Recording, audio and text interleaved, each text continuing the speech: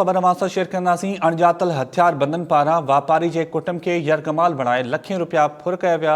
पिपरी में 6 हथियार बंदनि मोहम्मद अली पीरज़ादो जे कुटुंब खे यरगमाल बणाए 13 तोला सोन रक़म ऐं ॿियो क़ीमती सामान फुरियो आहे।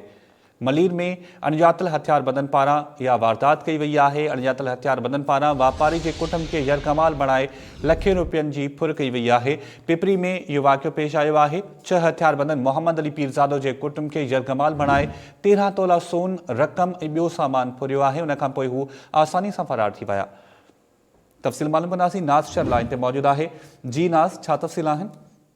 जी, मां तव्हांखे ॿुधायां त मलीर जे इलाइक़े बिन कासिम थाणे जी हद पिपरी में जेको आहे आलम दीन ऐं वापारी मोहम्मद अली पीरज़ादो जे घर में 6 खां वधीक हथियारबंद जेके आहिनि, जिन खे पुलिस जूं टोपियूं पहिरियल हुयूं ऐं जेकी पाण खे पुलिस अहलकार ॼाणाए घर अंदरि तलाशी बहाने घिरी ऐं घर भातियुनि खे यरगमाल बणायो ऐं घर में रखियल 13 तोला सोन, 7 लख रुपया रोक रक़म ॿुधाई पई वञे ऐं 4 अदद क़ीमती मोबाइल जेके आहिनि ऐं ॿियो सामान फुर करे फरार थी विया आहिनि। ऐं वाक़े ख़िलाफ़ इन मौक़े ते वारस जेके आहिनि घर भाती जेके आहिनि उन्हनि एहतजाज कयो आहे ऐं उन्हनि जो इहो चवणु आहे त जेको आहे पुलिस अहलकार पंहिंजो पाण खे ज़ाहिर कंदड़ उन्हनि ॿुधायो त जेको आहे तव्हांजे घर में जेको हथियार रखियल आहिनि ऐं ॾोहारी माण्हू हिते रहनि था, जंहिं ते असां ख़ामोश थी हिक पासे बीह रहियासीं ऐं उन्हनि खे घर जी तलाशी वठण जी इजाज़त ॾिनी।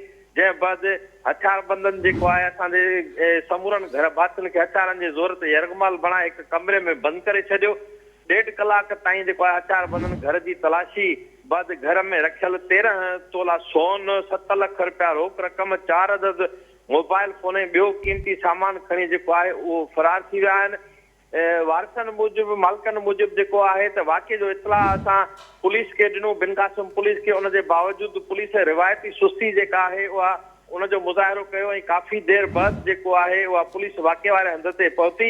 इन सिलसिले में रहवासी जेके आहिनि, इलाइक़े वासी जेके आहिनि, उन्हनि जो चवणु आहे त बिन कासिम थाणे जी हद में जेको आहे इन क़िस्म जा वाक़िया रोज़ जो मामूल बणियल आहिनि। जॾहिं त पुलिस जेको आहे उहे कोरू जेके आहिनि, ॾोहारी क़िस्म जा माण्हू जेके आहिनि इलाइक़े में, उन्हनि सां भिट बणियल आहे। कंहिं बि क़िस्म जो को ताउन करण जे लाइ आवाम सां तयारु न हूंदी आहे ऐं जंहिं सबबु जेको आहे इन क़िस्म जा वाक़िया रोज़ जो मामूल थियल आहिनि। जी, मुझी मेहरबानी नाज़ शर। तफ़सील ॾियण जे लाइ। पिपरी में 6 हथियारबंदनि मोहम्मद अली पीरज़ादो जे कुटुंब खे यरगमाल बणाए रोक रक़म 13 तोला सोन ऐं ॿियो सामान फुरियो आहे। जॾहिं त बिन कासिम टाउन जी पुलिस खे इतलाह कयो वियो, पर रहवासियुनि जो इहो चवणु आहे त पुलिस देरि सां पहुती ऐं जेके जवाबदार हुआ उहे आसानी सां फरार थी विया।